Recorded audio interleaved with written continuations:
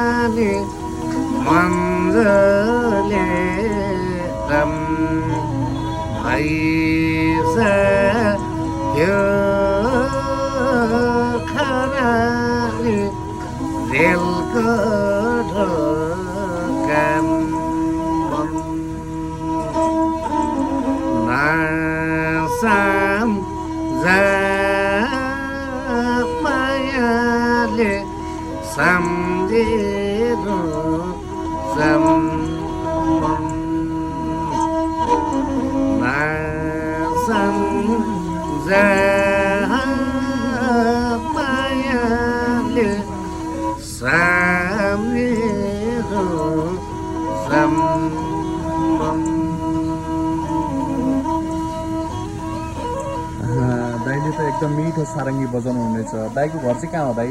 मेरो दाङ पर्छ सर। दाङ हो? हजुर सर दाङ पर्यो। दाङ कुन ठाउँ हो? दाङ मेरो सर अब के अरे हजुरको भनौँ अब उपमहानगरपालिका पर्छ घोराई 11 पर्छ सर। ए हजुर हजुर। अनि मेरो दाङ नयाँ बस्ती पर्छ सर। अहिले चाहिँ काठमाडौँ कति भयो यता बस्न थाल्नुभएको? यता यतै हुनुहुन्छ कि केही समयको लागि आउनुभएको हो कि के हो? हजुर अब म सर पहिला त सर अब आउने जाने सर गरिरहन्छु। हजुर। अहिले अब भनौँ अब 1-2 लगभग महिना बाबुलाई यसो उपचार यो बाबुको आँखामा चोट लागिरहेको छ सर। हजुरको छोरा? छोरा सर। ए छोरा बिरामी भएर काठमाडौँमै बसेर उपचार गरिरहनु भएको छ? हजुर। अनि के भएको रहेछ यो सर उता गाउँतिरै हजुर कागज लगाउने टाइममा चाहिँ हजुर साथीले अब लट्ठीले हान्यो सर आँखातिर। हजुर। अनि आँखाको सर नानी नै अब यसो फुटिरहेको छ। नानी नै फुटेछ? हजुर नानी नै फुटेको छ। ए कुन हस्पिटलमा उपचार गरिरहनु भएको छ? मैले सर अब यो अहिले अब भन्दाखेरि अब दाङमा गरेको सर। हजुर।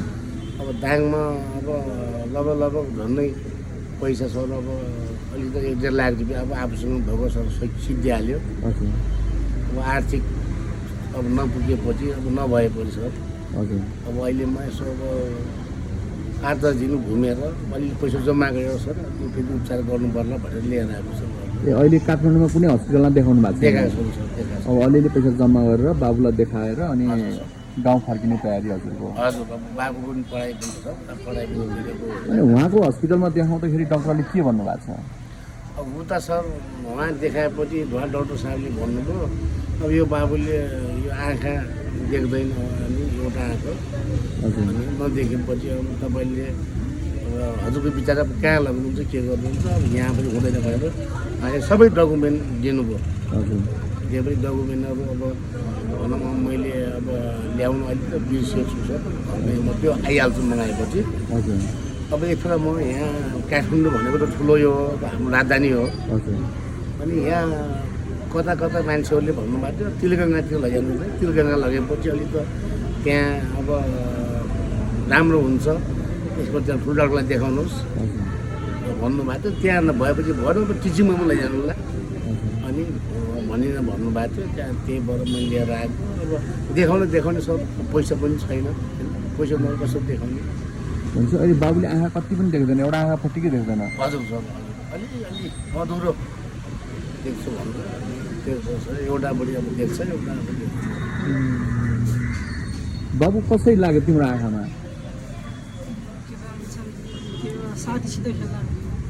साइडसँग खेलेर लाग्यो के तिमीले कुनै देख्दै नदेख्ने हो कि पुरै नदेख्ने हो कि अलिअलि देख्छौ कि के छ मधुरमा देखिन्छ आँखा दुख्नेहरू पनि हुन्छ अब पहिलातिर दुख्यो अहिले अब त्यस्तो खासै दुख्दैन अहिले खासै दुख्दैन कतिमा पढ्दैछौ अहिले म 7मा पढ्छु 7मा अहिले के स्कुल बिदा छ स्कुल बिदा छैन तर उपचारको लागि भनेर बुवासँग बिचरा पढ्दै गरेको अवस्थामा उपचारको लागि भनेर सारङ्गी बोकेर छोराको लागि भनेर चाहिँ उहाँ काठमाडौँको गल्ली गल्लीमा हिँडिरहनु भएको छ हजुरलाई हुन्छ नि सहयोग सपोर्टको लागि अब एउटा छोराको ट्रिटमेन्टको लागि हजुर यसरी हिँड्नु भएको छ एउटा सारङ्गी बोकेर होइन नगरपालिका गाउँपालिकाले के सहयोग सपोर्ट गर्यो सर के गर्यो नगरपालिकाले पनि अब मैले जानुभयो तपाईँ म गएन सर जानु भएन गएन सर जाँदै नगएपछि त सहयोग कसरी आउँछ र होइन यदि तपाईँ गाउँपालिका नगरपालिकामा जाँदा पनि तपाईँलाई अलिअलि सहयोग सपोर्ट त्यहाँबाट पनि हुनसक्छ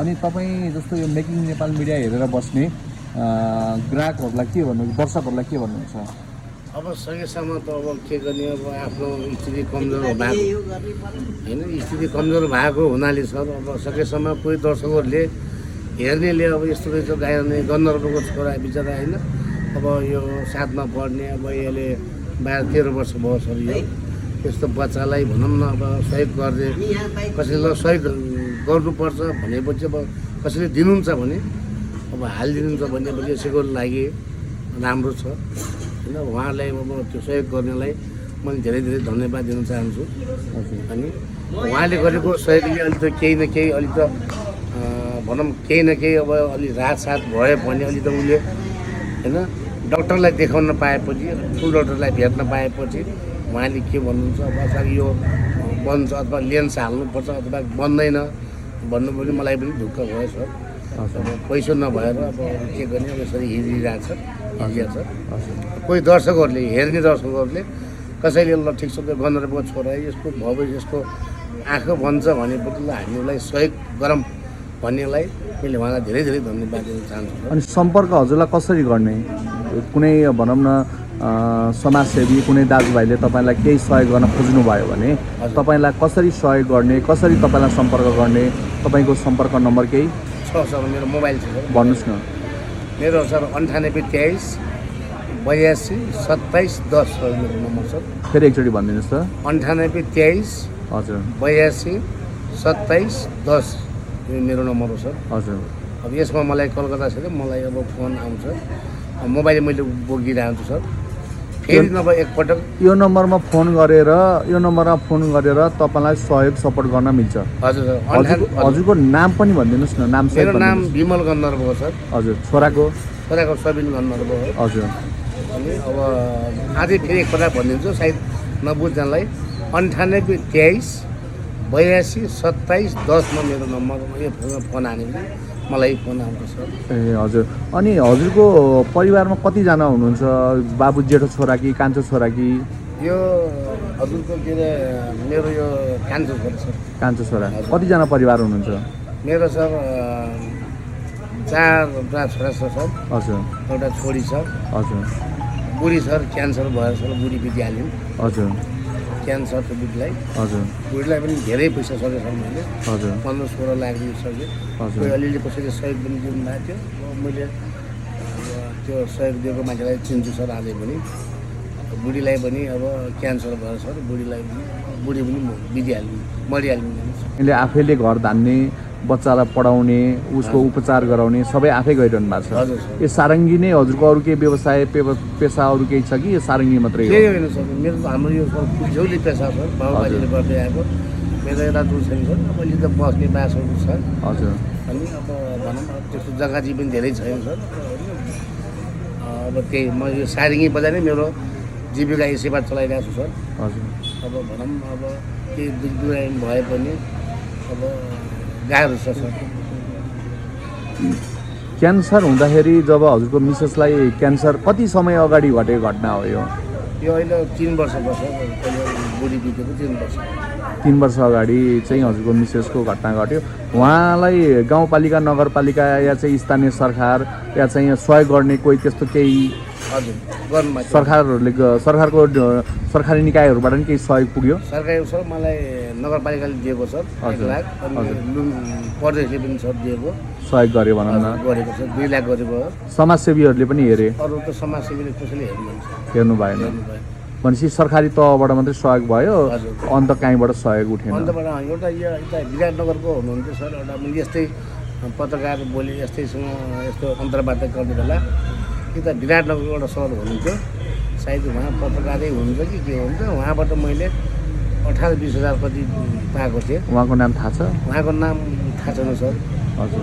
अब नाम मैले सोध्नु सकिनँ। हजुर। अनि एउटा फेरि यस्तै गरी यहीँ काठमाडौँमा आएको थियो सर, एउटा फेरि म्याडमले मलाई यहीँ नै थियो सर, अब के अरे 20,000 रुपियाँ मलाई 20-30 हजार रुपियाँ सहयोग गर्नुभएको थियो। उहाँको नाम पनि अब सोधिनँ, थाहा भयो? उहाँको नम्बर मसँग छ। हजुर। छ सर, श्रीमतीलाई त्यस्तो भएपछि हजुर। सहयोग गर्नु। अनि त्योभन्दा सर अरू मैले सङ्घ संस्थाबाट कतिपय सर मैले सहयोग पाइनँ। सहयोग पाउनु भएन? हजुर सर। हामी पक्कै पनि आशा गर्छौँ तपाईँको बाबुको लागि, तपाईँ परिवारको लागि भनौँ न, उपचार गर्नको लागि यो भिडियो हेर्ने होइन दर्शकहरूले तपाईँलाई माया गरेर या चाहिँ तपाईँको बच्चालाई पढाउन, उपचार गर्नको लागि सहयोग गर्नुहुन्छ भन्ने हामी आशा गर्छौँ। केही अन्तिममा केही भन्नु छ? जस्तो मैले अब सोध्नलाई यो सोधिदिए हुन्थ्यो होइन, यो मलाई यो भन्न मन लाग्थ्यो भन्ने कुरा हजुरलाई केही छ त्यस्तो? अब सर भन्नु छ के हो, सकेसम्म सर हेर्ने दर्शकहरूले सर यो भिडियो हेरेर सकेसम्म सबैले सहयोग गरिदिएपछि मेरो छोराको यदि केही न केही उद्धार भनौँ भविष्य केही हुन्छ कि भन्ने सर मलाई आशा छ। त्यही भन्दै सर मेरो अब यी कुराहरू अब यसैमा अन्तिम गर्छु। सबैले हेरेर, सबैले सेयर गरेर, सबैले सहयोग गरिदिनु होला भन्नु म सर सबैलाई यो बाबुको लागि, बाबुको उपचारको लागि र दर्शकको लागि लास्टमा एउटा थोरै 1 मिनटको केही तपाईँले जानेको आफ्नो सारङ्गीबाट गर्दै आएको होइन, अहिलेसम्म तपाईँले कमाइ खाएको बच्चाको लागि उपचारको लागि गरेको जति पनि जे गर्नुभएको छ नि सारङ्गीबाटै गर्नुभएको छ, एउटा अन्तिममा एउटा फेरि केही गाइदिनुहोस् न।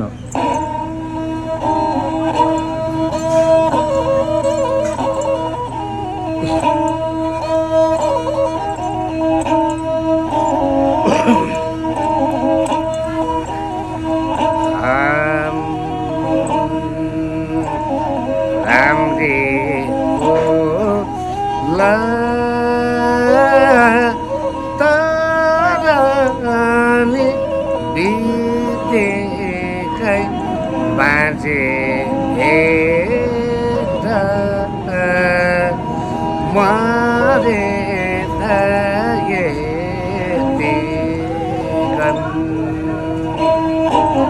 राम्रे ताराले बितेकै बाँचे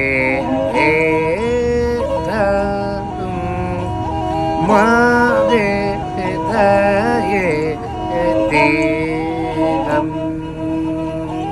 हुन्छ, हस्, धन्यवाद। हजुर।